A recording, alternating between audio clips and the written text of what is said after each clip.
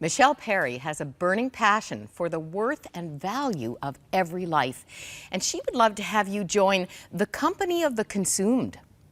She is the founder of Iris Ministries' work in southern Sudan, which now cares for hundreds of orphans and women at risk. Almost half of her 6-year adventure there is found in this captivating book. Love Has a Face, Mascara, a Machete, and one woman's miraculous journey with Jesus in Sudan. I have looked forward to meeting this little wonder woman. Here from your home state of Florida, Michele. Yes.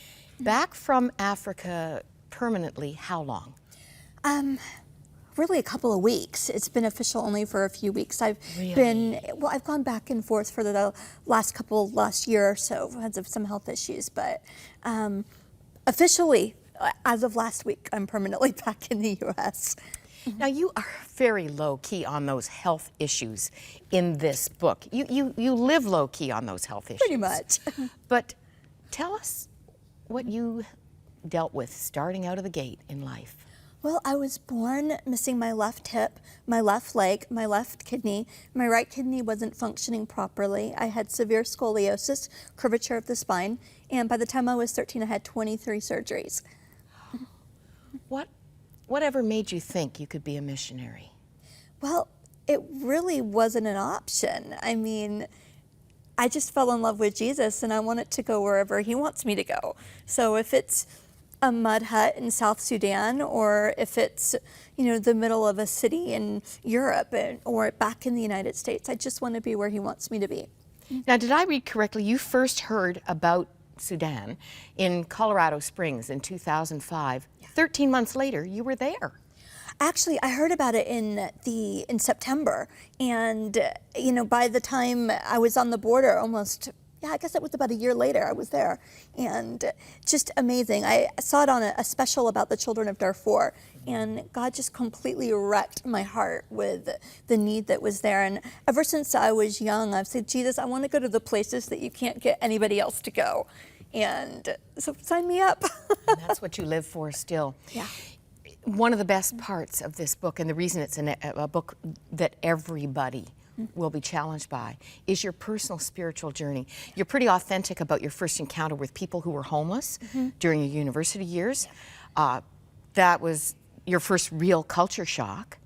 And then you went to India and spent time there. So, I mean, God brought you step by step. Literally. One leg and all. Yes. Into this tremendous challenge. You talk over and over in the book about going off the paved road. You've got to go off the paved road. Yeah.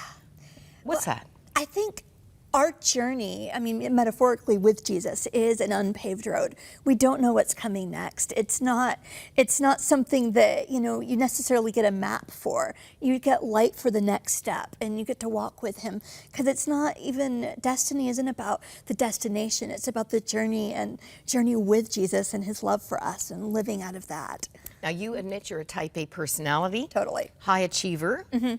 As I came to the end of the book, I thought, some of that was driven by the need you had personally to discover the love you now want these precious orphans to know. Yes.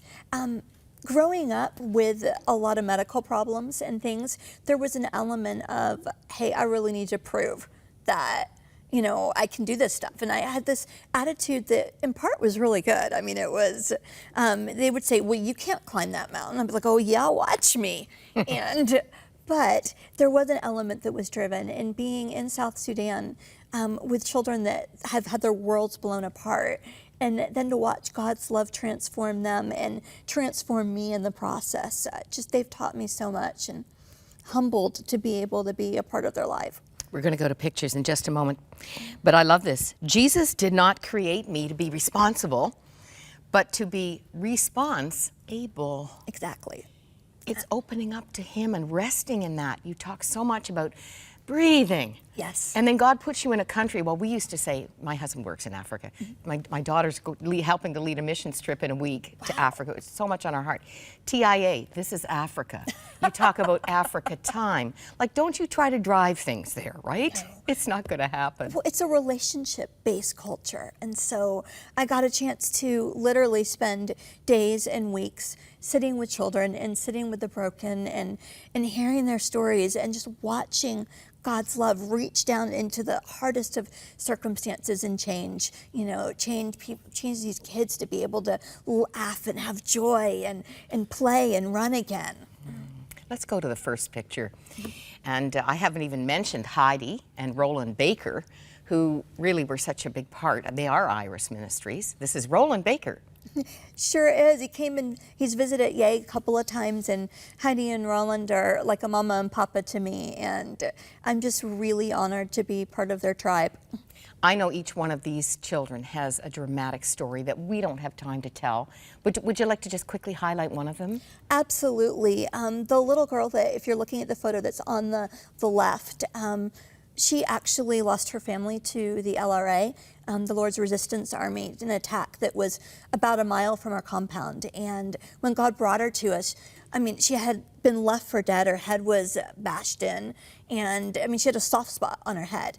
And, there wasn't anything. We don't really even have standard medical care there. And so there was no imaging. There's no hospital that would be able to help her, really. And so we just prayed. And 10 days, I mean, we held her and loved her and prayed. And I went into town to run errands. I came back and I found her running and laughing and playing, and the squishy spot on the side of her head that was really, it was a good chunk of her head, had closed down to about the size of a quarter, and by the next day was gone. And it was just a total miracle. She's a miracle from heaven. Miracles. I'm talking New Testament miracles, the blind seeing, Yes. the deaf hearing. I want you to tell a fun story. Okay.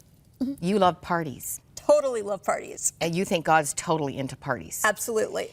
And you decided to have one and show the kids VeggieTales, Dave and the Giant Pickle. That's exactly right. Now tell us what problem first arose as you were getting ready to start the party. Well, we had probably, I want to say about 40 maybe children at the time, and our fence, we were right in the middle of our rental compound, which was in the middle of the town. Where we live now, we're kind of on the outskirts of town, but we didn't have our own land yet. And the fence was really porous. It was just bamboo. And it was a free video. So by the time, they saw everything set up, I walk out expecting my kids, and I see like twice as many of them. And it's like, oh dear, we only got lollipops. We got these wonderful candy when we had gone to do some supply shopping in Uganda. And that we'll just treat our kids, they'll be great. They've never had anything like this. So you bought 96 lollipops. 96 lollipops. How many children showed up? Probably close to double that. 200 children. Yeah. So what did you do? Well, I know what Jesus did in the book, and I know that he really loves parties. I mean, it talks about it in Revelation. And his first miracle was to turn water into wine at a feast, so he really loves parties. And so we just prayed and said, God, just make them last. And heaven has a candy aisle, because we even had one left over. Enough lollipops, Yeah. miraculously, for Miraculously. all those children. It's not the first time God had done the multiplication miracle. No. So many others. Let's go back to the pictures. I think we have a baptism. Or Yeah. maybe, no, first the art. This is such a key thing in your life. We'll talk more about it in another interview, but this was new for the children. Very much so. I'm an artist. I do a lot of mixed media type things, and God had really put on my heart to be able to infuse creativity and beauty and just that whole expression that gets robbed when a culture is in conflict and in a wartime kind of a situation. And so we do art with the children, and they're learning to paint. And I've got one little girl that's an amazing photographer, and just drawing out the gifts and the beauty that God has put in each wonderful life. And of course, you have to be able to preach on a dime. Absolutely. I think we have a shot of you preaching somewhere. It's exciting to read that you were invited to speak to the military about being an army of love. Absolutely. After having an AK-47 pointed at you. Yeah, someone put their gun at my head, and God just dropped the right response into my lap. And I kind of looked at them and I said, so is that an AK-47 or a Kalashnikov? I can never tell the difference. And they were so confused why I wasn't scared about their gun that they put it down. And You so didn't show fear. no, because I really wasn't afraid, and that was just supernatural, because God's love drives out all fear. And so I asked them if their gun had ever raised the dead, and they said no. Looked at me like I was really strange, and they were concerned. And I said, well, you know, God's love raises the dead. He calls things as not as though they were. And so if you can only kill them with your gun and he can bring them back to life, then his love's a more powerful weapon than your gun. Well, that story got around, and so we got invited to come and hang out with some of the military and talk to them about radical forgiveness and mercy, and to see these amazing, men that were just, God just put them to their knees, and they were weeping in the dirt, and as he began to heal broken spots in their own hearts. It was just such a humbling experience to be able to be a part of that. You know, he saw you doing a baptism there in a river. Yeah, a pond. Yeah. One of the stories is of a little girl just covered in a kind of scabies, I guess, disease.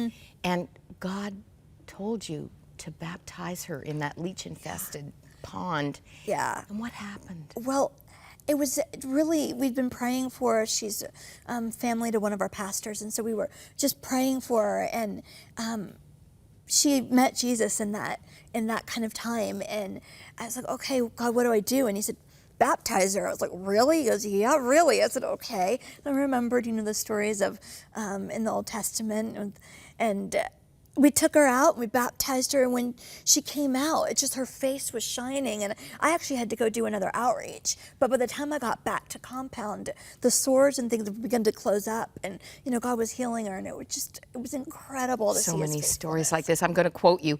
The ash heaps of nations become the places chosen for the realm of heaven to emerge in power. Yes. That's what this book is all about. It's also about a very meaningful personal journey of the heart, a holy adventure inside and out. It's available at our e-store. Michele will be back. Michele, God bless you. Thank you.